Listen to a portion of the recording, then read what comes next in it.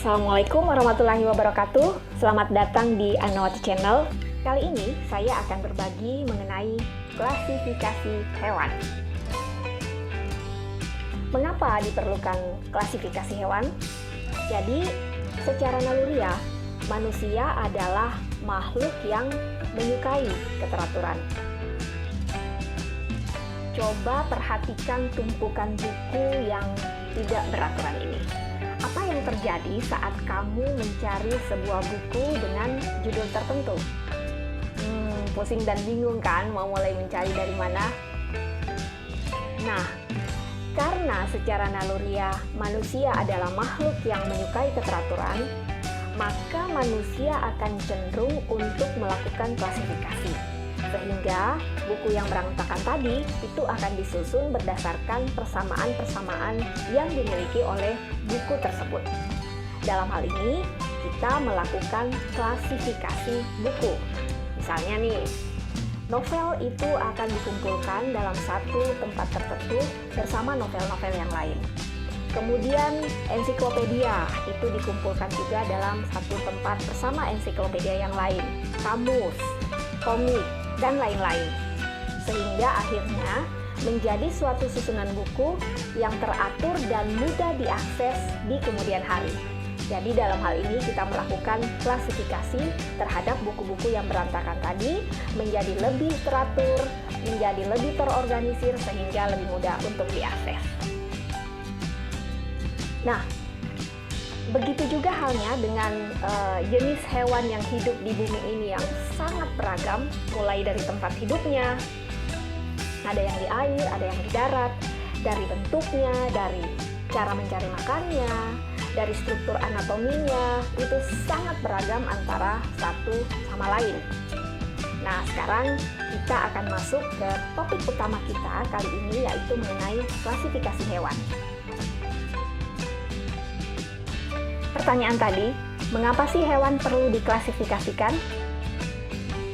Di awal video tadi, saya sudah menyampaikan bahwa secara naluriah manusia adalah makhluk yang menyukai keteraturan.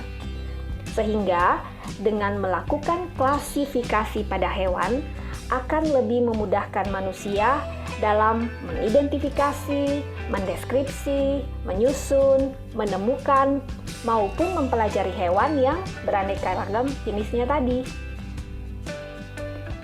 Klasifikasi yang dilakukan oleh manusia itu selalu mengalami perkembangan sesuai dengan zamannya masing-masing.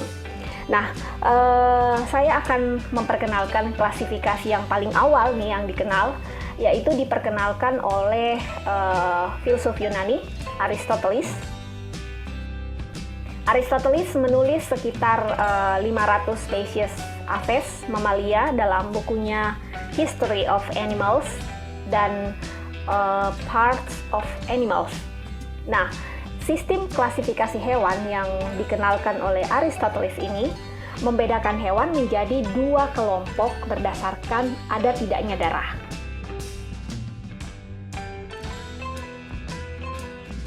Hewan yang memiliki darah itu dikelompokkan menjadi suatu kelompok Enhaima. Jadi contohnya di situ ada ikan, ada burung, ada rusa, ada jerapah, dan lain-lain. Sedangkan hewan yang tidak memiliki darah itu dikelompokkan menjadi Anhaima. Misalnya yang masuk ke situ ada bekicot, ada udang, ada kupu-kupu, dan hewan-hewan yang saat ini kita kenal sebagai hewan avertebrata. Klasifikasi dari Aristoteles ini adalah yang paling awal dalam perkembangan ilmu taksonomi dan dianut selama lebih dari 2000 tahun. Wow, lama juga ya. Dalam kurun waktu itu tidak ada perubahan yang berarti dalam klasifikasi hewan. Nanti setelah Carolus Linnaeus yang memperkenalkan satu sistem taksonomi formal yang terdiri dari 5 kategori, barulah klasifikasi itu mengalami perubahan yang cukup signifikan. Jadi Carolus Linnaeus sudah sangat familiar dong dengan wajah beliau ya.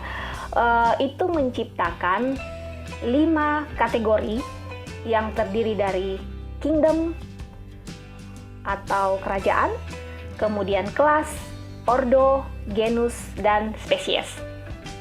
Di kemudian hari ini selanjutnya disempurnakan menjadi 7 kategori dengan penambahan kategori filum dan famili. Klasifikasi yang menggunakan 7 kategori dapat dilihat pada gambar berikut. Jadi ada kingdom atau kerajaan, kemudian diikuti oleh filum, kelas, ordo, kemudian famili, genus, dan spesies. Semoga dengan penjelasan ini kalian bisa lebih memahami mengapa diperlukan klasifikasi hewan. Selanjutnya, untuk melihat video dasar pengklasifikasian hewan, silahkan untuk mengklik tautan video di atas. Terima kasih sudah menonton. Sampai ketemu kembali di video-video selanjutnya. Wassalamualaikum warahmatullahi wabarakatuh.